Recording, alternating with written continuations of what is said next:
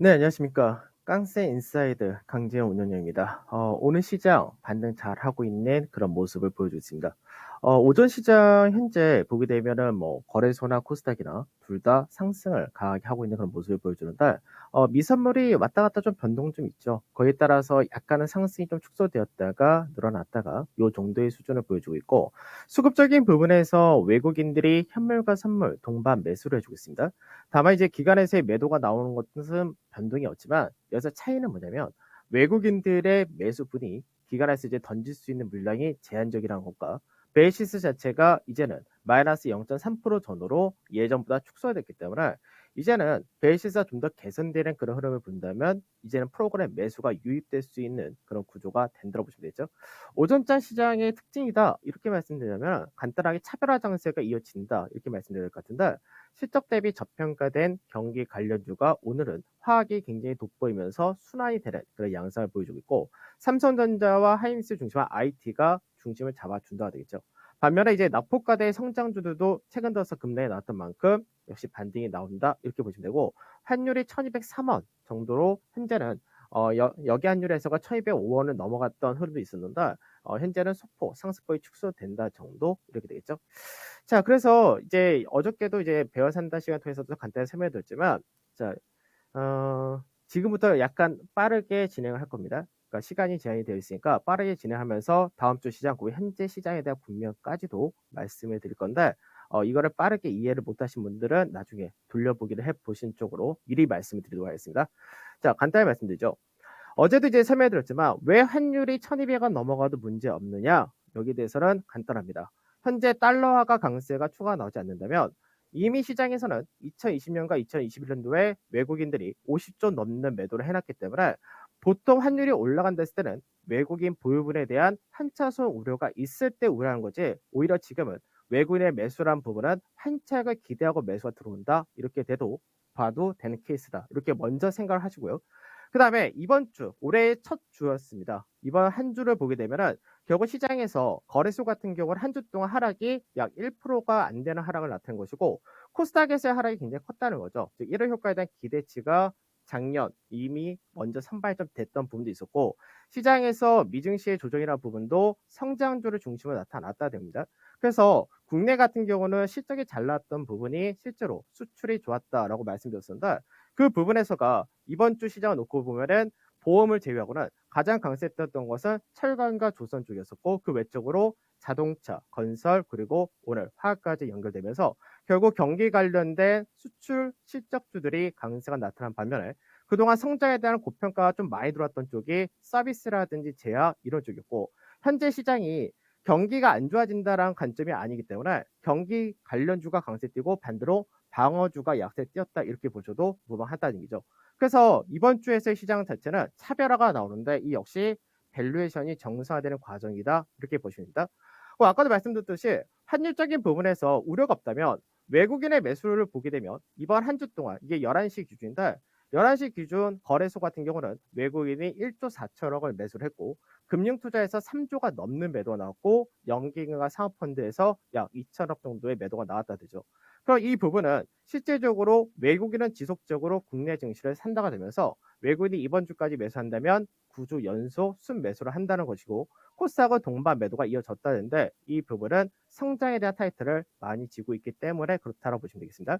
그래서 실제 거래소와 코스닥 양시장에서 글로비스 블록디 6천억을 제외할 경우 실제로 외국인들의 대부분의 매수는 삼성전자와 하이닉스, 그리고 삼성전기 같은 IT, 그리고 LG화학, 그리고 삼성 SDI 같은 LG화학, 그리고 기아차, 현대차, 현대모비스 같은 자동차 부품, 즉 시장에서 수출 중심의 IT와 자동차 이런 쪽으로 실적이 좋아진다 쪽에 주로 무게를 실어줬었다가 된 거고요.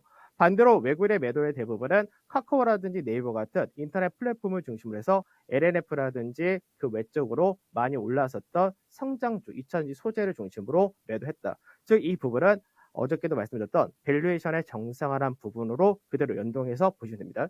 그러면 이제 생각해야 될 부분은 뭐냐면, 시장에서 과연 다음 주 시장이 어떻게 될 거냐는 부분을 우리가 체크를 해야 되는데, 다음 주 시장을 볼 때 우선 1차적으로 미증시가 현재 불안한 것은 나스닥이 굉장히 불안한 흐름을 보여준다가 되겠죠. 아무래도 나스닥에서도 어제 반등을 했다 하더라도 약밥 정도로 마감했다 하더라도 실제로 미 나스닥에서는 빵이라고 얘기하는 종목군들은 어제도 반등 못했다가 됩니다. 그 외적인 쪽에서가 반등이 나왔다 되죠.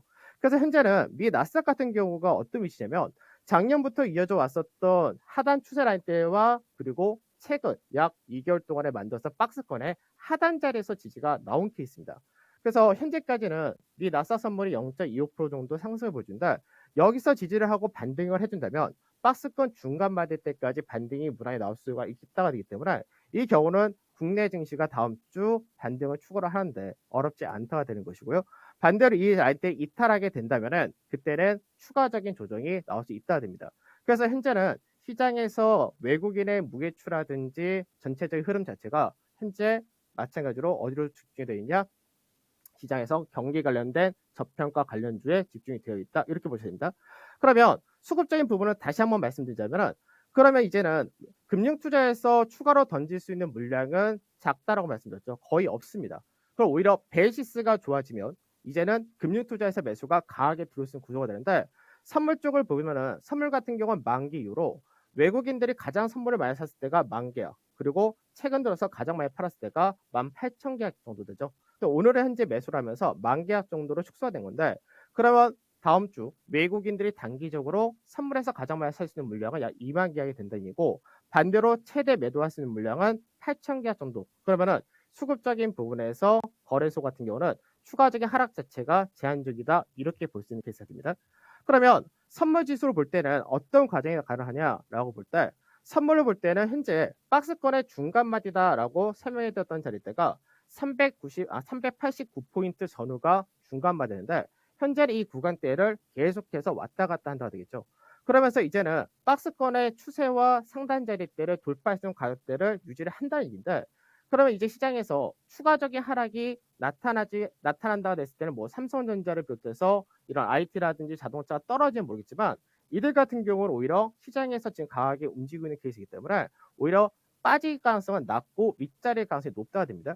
그래서 시장에서 다음 주에 추세 라인대를 돌파할 수 있냐, 그리고 상단 자리대 갈 수 있느냐, 아니면 횡보 정도를 하는 흐름이 보여질 거냐 이렇게 볼 수 있기 때문에 현재 구간대에서는 추가적인 하락보다는 횡보 또는 상승 쪽 그리고 무게추 자체가 수출 관련된 실적주 이런 쪽에 무게가 실린다는 부분을 동일하게 보셔야 될 것이고요. 여기서 이제 삼성전자 같은 경우가 이제 어떤 일이 벌어졌냐면 최근 들어서 서비스 이번 주에 특히나 그 흐름이 컸었는데 서비스와 제약이라는 시총 상위에 포진되어 있으면서 성장 타이틀을 갖고 있는 종목군들이 급락세가 나타나면서 결국 코스피 200이라는 이 안에서 삼성전자와 하이닉스 같은 IT의 비중이 더 커져버린 상태가 되어버렸습니다. 그래서 삼성전자와 하이닉스 이 관련된 IT 업종 지수를 보게 되면 업종 지수 같은 경우는 앞전에 크게 빠졌던 8월 때부터 11주 동안 하락을 하고 그 11주 동안 상승이 이제 12월 중순 조금 넘어서까지가 맞춰졌던 거고 전체 박스권의 중간 마디자리 이 라인대를 저항으로 인식한 다음에 이제 추세와 하단 자리에서 지지 테스트를 이번 주 마무리했기 때문에 이러면 다음 주에 한 차례 정도 더 쉬거나 아니면 돌파를 다시 하는 과정이 나올 수 있다가 됩니다. 그래서 이런 부분은 다음 주 국내 증시가 추가적인 하락을 제한시킬 수 있는 요인으로 보시면 된다가 이렇게 보시면 되겠죠.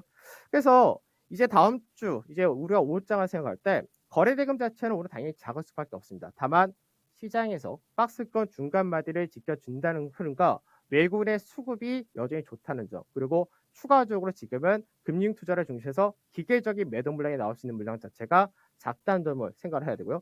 특히나 다음 주는 옵션 만기가 있기 때문에 옵션 만기라는 부분을 놓고 볼 때 삼성전자를 중시한 시총 상위에서 현재 최근 들어서 코스피 200 내에서 비중이 커진 쪽이 결국은 수출 관련 실적 관련주인데 이들의 흐름 자체가 계속해서 움직일 수 있다는 부분도 생각하셔야 됩니다.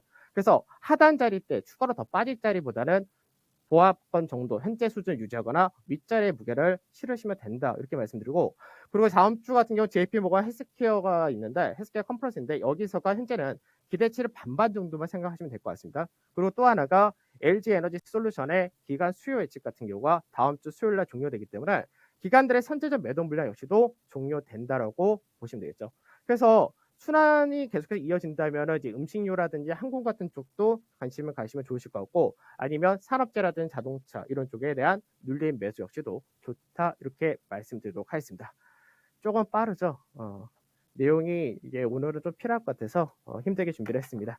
자, 오늘 저는 여기서 마무리하도록 하고 다음 주 뵙도록 하겠습니다. 감사합니다. 네. 예.